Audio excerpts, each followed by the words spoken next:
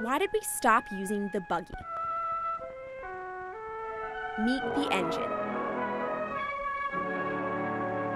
How do we stop using dirty fuel? Meet hybrid. Meet electric. Meet the Jetsons? Maybe we're getting ahead of ourselves. Maybe we're not ready to lose a technology that has been around for 100 years. But what about that car sitting in your garage? And for a wedding present, in your garage, a new Chevrolet Corvair. Can we find something new in something old? Taking a second look at the engine could be a clean answer to our dirty problem. The exhaust, the engine is over here, and the hot exhaust flows into the device. We're still breathing air. We're still using energy. We need to have solutions that work today.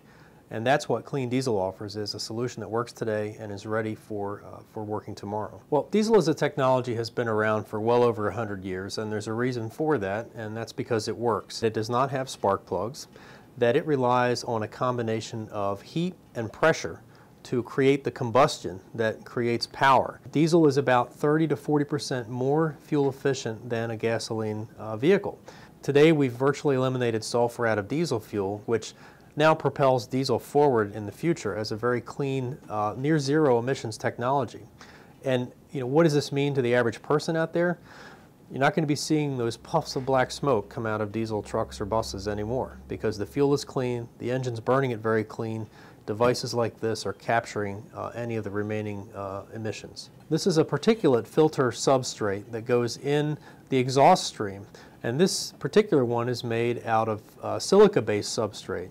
And what it is, the exhaust flows in one end, and there's a lot of opposing small micro channels in here, and the particles are physically trapped inside and they can't get out. So out the other side comes clean air. Over 90% of all the commercial trucks on the road are diesel powered. The majority of transit buses in our cities and local communities are powered by clean diesel. So diesel's always been there in those applications, but it hasn't really taken off in passenger cars in the US like it has in Europe. In Europe last year, diesel made up about half of all new car sales. In the US last year, diesel made up less than 1% of all new car sales. We've always had diesel cars to some extent available in the US since the 1980s, and Volkswagen has really been the leader of that technology, along with Mercedes-Benz.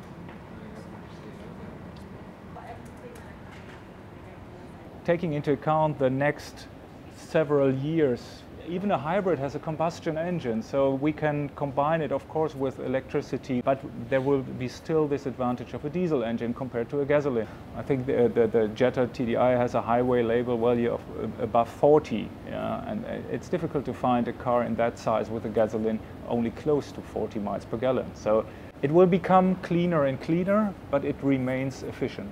That's what I think, and so that's the reason why it becomes a growing part of the future.